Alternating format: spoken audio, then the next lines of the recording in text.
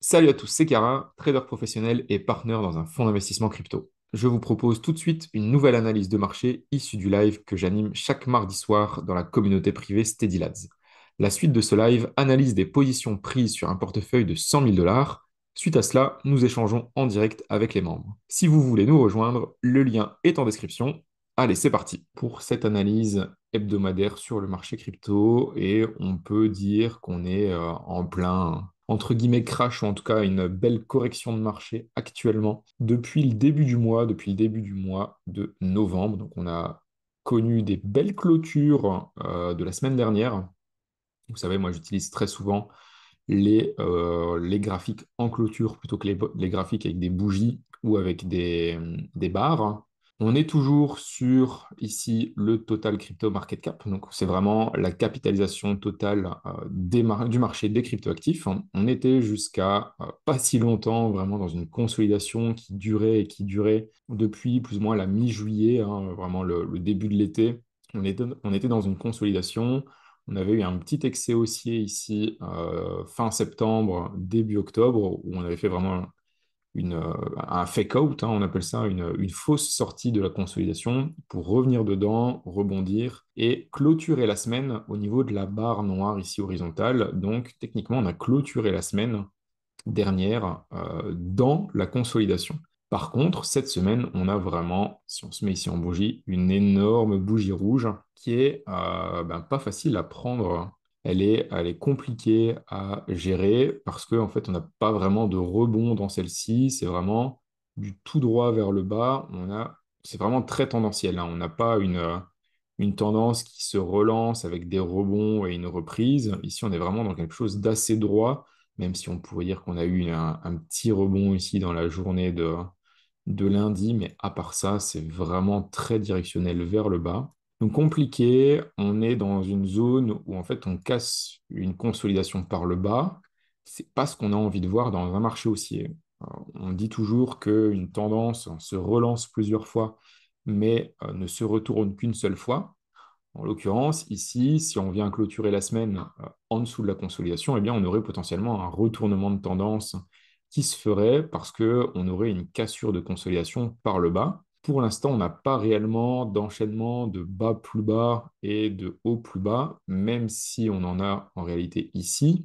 Mais je vais dire, on n'est pas vraiment sur de la grande tendance. C'est vraiment quelques points comme ça. On n'est pas sur une tendance très long terme qui fait quelque chose comme ceci sur plusieurs mois. Ici, on n'est vraiment que sur quelques semaines. Donc, on est vraiment dans un retour dans ce range entre l'ATH 2024 et l'ATH de 2021. C'est pas la première fois, hein, en réalité, qu'on a une cassure de consolidation avant une reprise. Donc, j'ai envie de dire, tout n'est pas forcément perdu. Mais c'est vraiment pas ce qu'on aurait eu envie de voir. Surtout que la semaine dernière, si je ne me trompe pas, je vous disais que moi j'étais quand même plutôt haussier sur le marché parce que on avait cette belle reprise.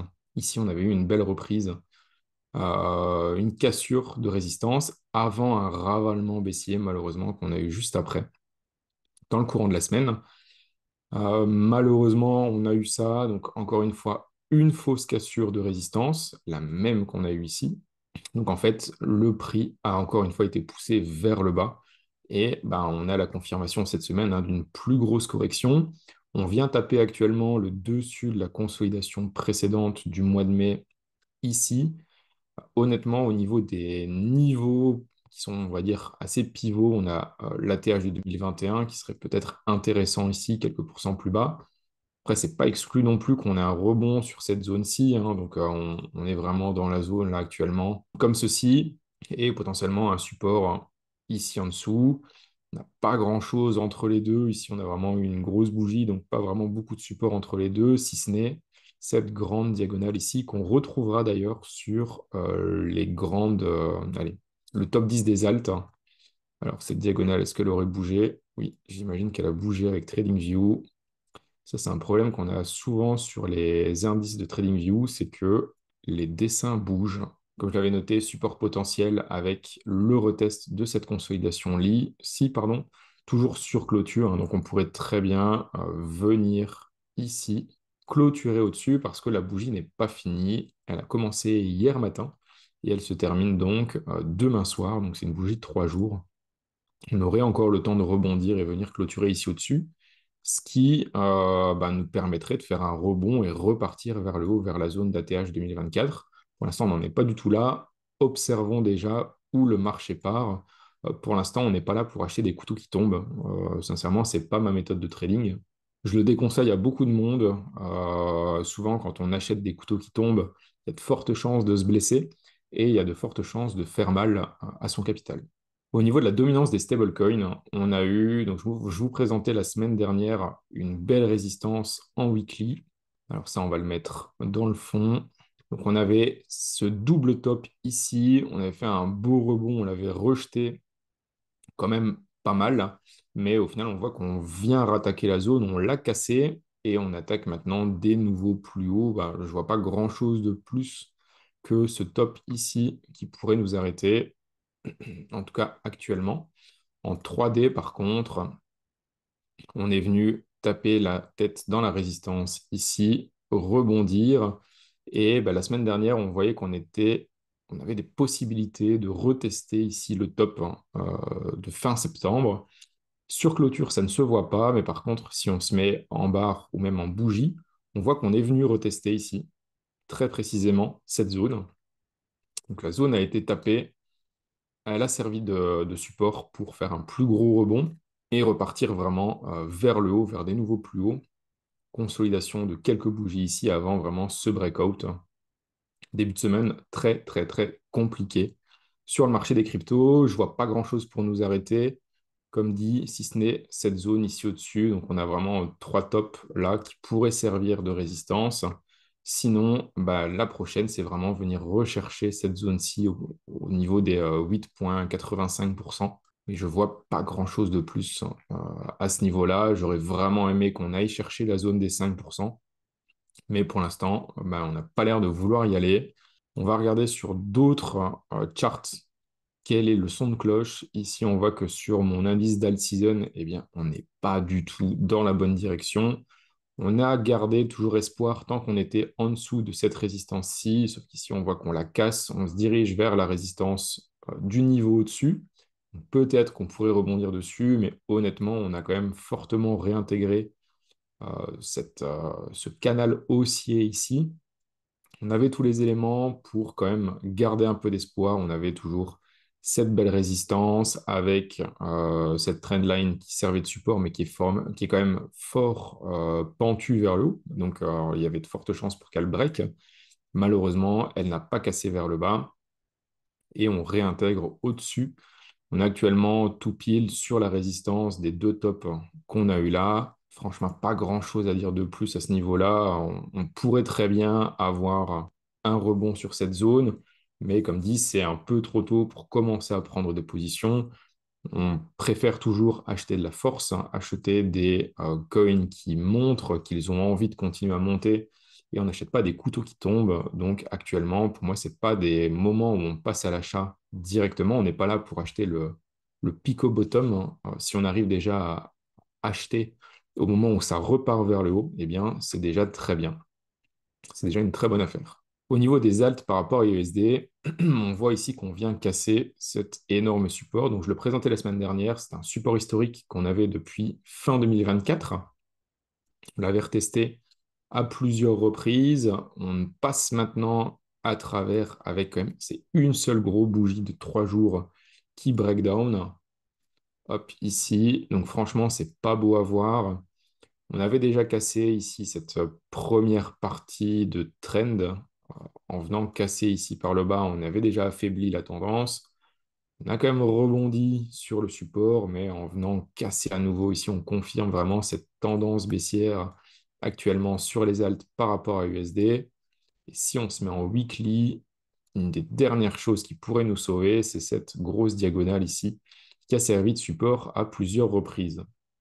Donc on a eu des premiers supports ici, toute cette zone-là, une belle mèche ici au mois de août 2024, un bottom ici en avril 2025. Alors ici, on n'est pas passé loin, mais on ne l'a pas touché au mois de juin 2025. On est légèrement passé à travers plutôt en octobre, hein, lors du fameux crash du 10 octobre.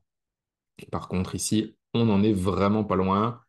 On l'a presque touché actuellement sur donc, les alt par rapport à USD. Donc, vraiment, honnêtement, d'un point de vue chartiste, sur les horizontales, eh bien, la tendance baissière est quand même, je ne vais pas dire confirmée à 100%, mais à 90% confirmée. Ce qui peut encore nous sauver, je vous dis, c'est vraiment cette trendline ici de support. Si on vient la casser également, je vois pas ce qui peut nous sauver pour repartir immédiatement vers de nouveaux plus hauts. Je pense que ça prendra un peu plus de temps de consolidation avant de repartir vraiment en tendance plus haussière. Au niveau des alts par rapport à BTC, on fait ici un double bottom. En tout cas, on reteste le bottom de fin juillet. Ça a l'air quand même assez bearish, on n'a pas de consolidation dans la tendance. Si on se met en 3 jours, on voit qu'on continue à baisser. On est même un peu plus bas que le bottom 3 jours. Je vois pas de zone ici de support. Pour moi, on pourrait très facilement revenir chercher les points bas qu'on a connus fin juin. Euh, je verrai vraiment aucun problème à aller voir ça. Les alts sont vraiment faibles en ce moment, on n'a pas eu de gros rebonds.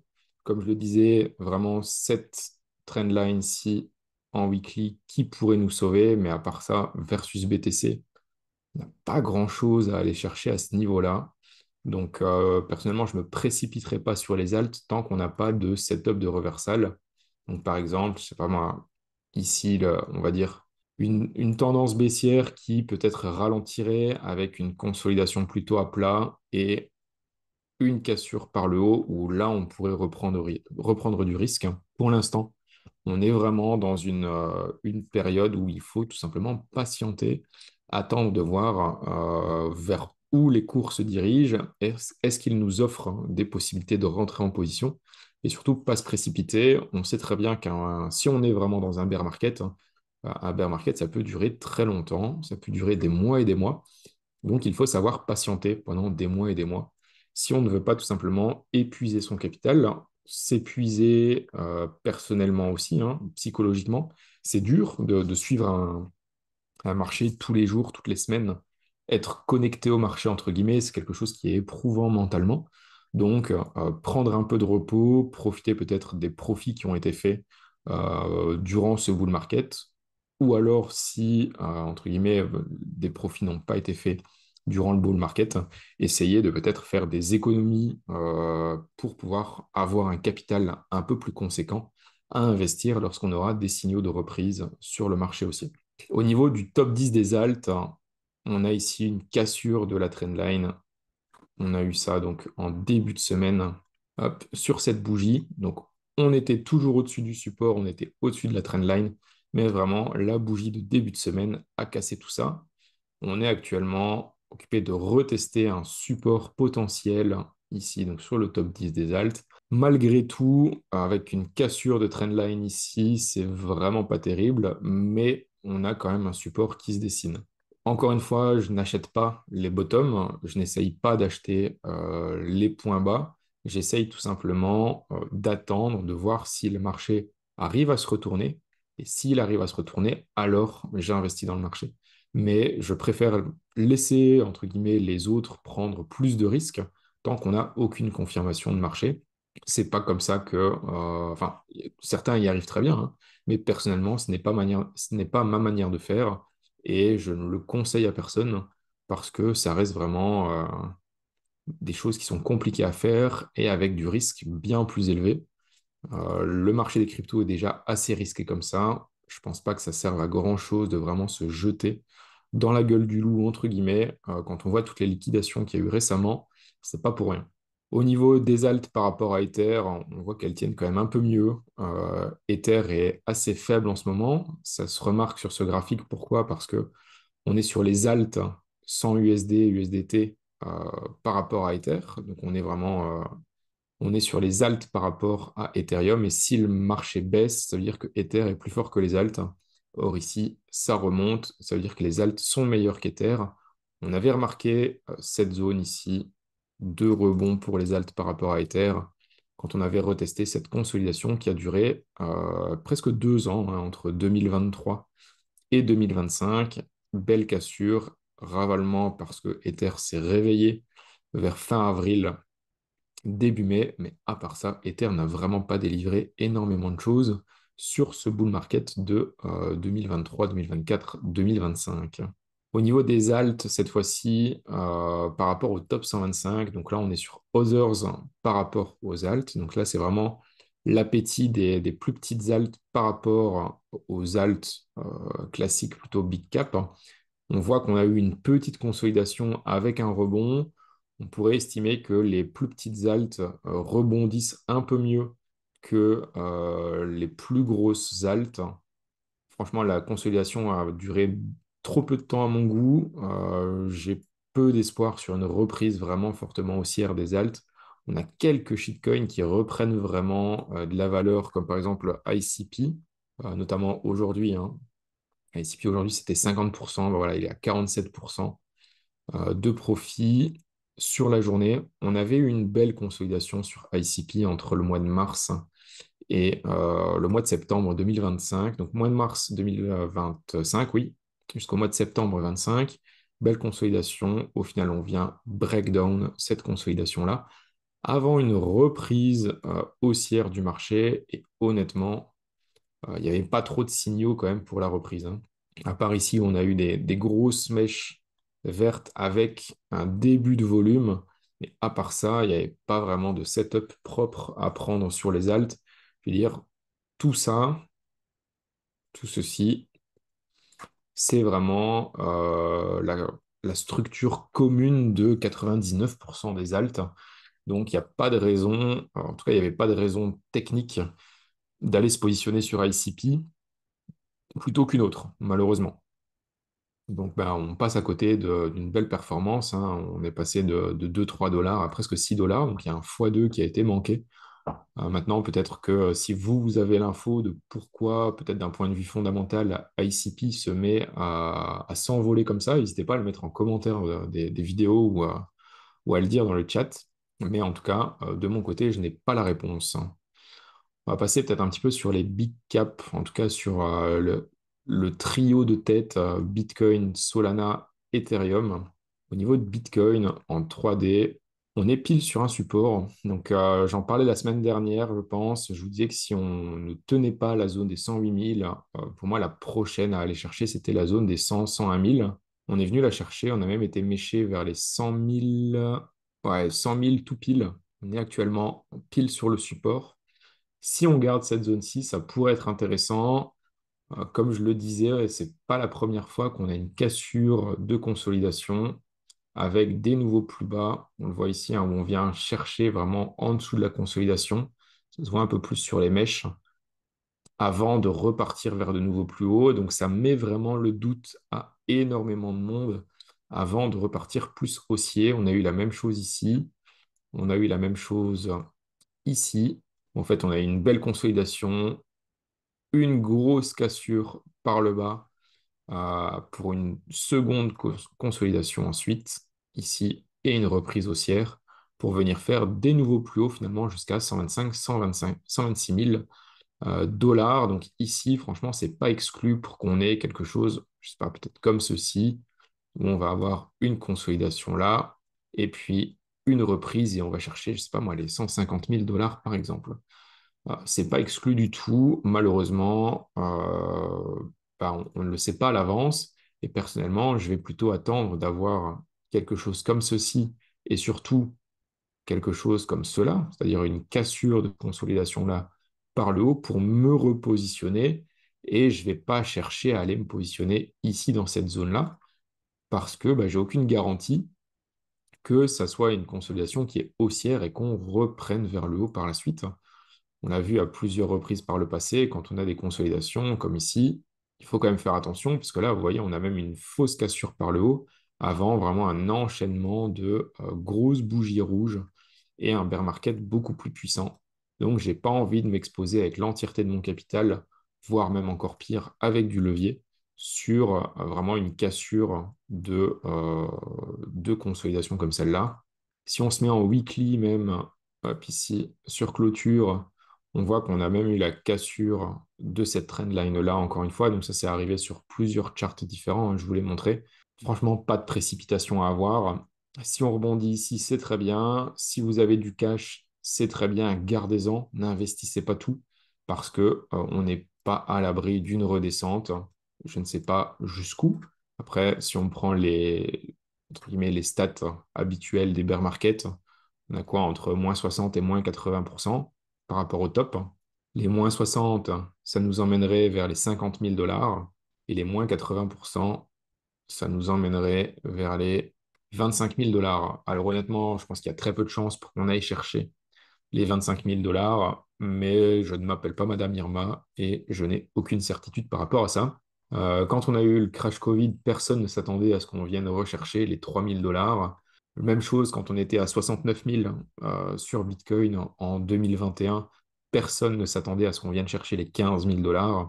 Ici, je me dis que peut-être que personne ne s'attend à ce qu'on vienne chercher peut-être les 40, les 35 000 $. Peut-être qu'au final, la zone de bottom, si on est dans un bear market, elle va peut-être être ici. J'en ai absolument aucune idée. Peut-être qu'on va avoir un bear market puissant, rapide. Peut-être qu'on va simplement vivoter pendant des semaines et des mois, consolider un peu plus, et puis repartir sans forcément aller beaucoup plus bas que les 80 000. On n'en sait rien. Quelqu'un qui vous dit qu'il le sait, eh bien, pour moi, c'est un menteur parce qu'on ne peut pas prédire l'avenir. Sinon, plutôt que de prévenir les marchés financiers, autant aller chercher les numéros du loto directement. Donc voilà pour Bitcoin. Au niveau d'Ethereum, je vous disais que tant qu'on restait au-dessus des 4 000 $ sur les clôtures weekly, eh bien, je restais haussier. Eh bien, malheureusement, la clôture weekly s'est effectuée à 3 900 $. 3 900 $, ça reste le support ici du retest du mois de juillet 2025, mais malheureusement, ce n'est pas ça qui a l'air de nous retenir en tant que support. Donc, on est parti beaucoup plus bas. Au niveau des zones d'intérêt que j'ai de mon côté sur Ether, j'avais une première zone ici à 3003, mais qui n'a pas l'air de tenir. Et on a aussi le support ici à 3000, entre 3000 et 3100, 120, on va dire. On a cette première zone-ci. Et on a le retest de la consolidation ici dans les 2000, 2008. On a plusieurs zones intermédiaires. En général, on n'a pas une tendance qui va en ligne droite d'un point A à un point B.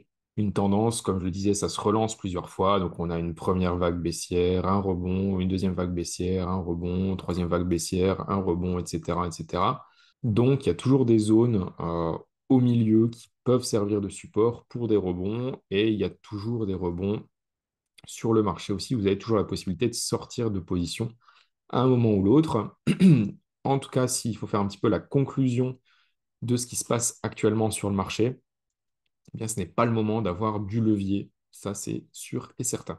Si vous êtes full investi sur le marché, c'est déjà beaucoup. C'est toujours intéressant d'avoir du cash hein, pour pouvoir réinvestir sur certaines zones intéressantes quand il y a des retournements de marché, par exemple. Alors qu'ici, on voit un Solana qui est vraiment très, très propre. Il n'y a absolument aucune raison d'avoir encore du Solana en portefeuille après un tel mouvement qui est vraiment très, très propre avec cette zone des 180 $ en weekly et la zone des 200 $ également ici. Donc on a eu plusieurs fois, ça a été assez vicieux hein, parce qu'on a eu plusieurs fois, ici on peut regarder peut-être en daily, ce sera peut-être plus parlant. Au niveau de la zone des 200 $, plusieurs jours on est venu taper dans cette zone-là sans jamais réussir à passer à travers. Finalement on voit qu'on s'écroule juste après. Donc on a eu la possibilité de sortir avec un bon prix quand même à 200 $ avant de faire une baisse de un peu plus de 20%. Donc marché compliqué sur Solana. Solana qui n'a même pas fait de nouvel ATH sur ce bull market, malheureusement. Léger ici par rapport à 21. Mais on n'a pas vraiment eu de run. Hein. On n'a pas eu grand-chose à se mettre sur la dent pour l'instant. Alors, le bull market n'est peut-être pas forcément terminé, mais en tout cas, ça part mal. En tout cas, ce mois de novembre part mal. En général, hein, sur les fins d'année, on a toujours des belles fins d'année. Ça arrive très souvent d'avoir une saisonnalité qui est plutôt positive sur les fins d'année. Ici, on est plutôt dans une zone, on va dire, un peu plus pessimiste, un peu plus négative sur le marché. Patience, ne vous jetez pas dans la gueule du loup. Attendez d'avoir des setups de retournement pour prendre position si vous avez du cash à investir. Ne rentrez pas aveuglément sur un couteau qui tombe parce que le marché a fait moins 10%. À moins 10%, le marché peut le faire tous les jours. Donc n'oubliez pas que même après un moins 99%, une coin peut toujours perdre 50% de sa valeur. Et donc votre portefeuille peut également perdre toujours 50% de sa valeur. Restez safe sur le marché, ne faites pas de bêtises. Si vous vous sentez mal ou que vous avez, je sais pas moi, énormément de stress, du mal à dormir ou des choses comme cela, c'est que vous êtes très certainement trop exposé sur le marché et que, il est préférable de couper des positions, tout simplement pour mieux dormir. Il vaut mieux préserver son capital hein, que de tout tenter et de prendre trop de risques. On va s'arrêter là pour aujourd'hui. Pour aller plus loin, vous pouvez suivre en direct l'évolution de mon portefeuille et le raisonnement qui l'accompagne au sein de la communauté Steady Lads. On se dit à mardi prochain sur YouTube ou dès maintenant via le lien en description.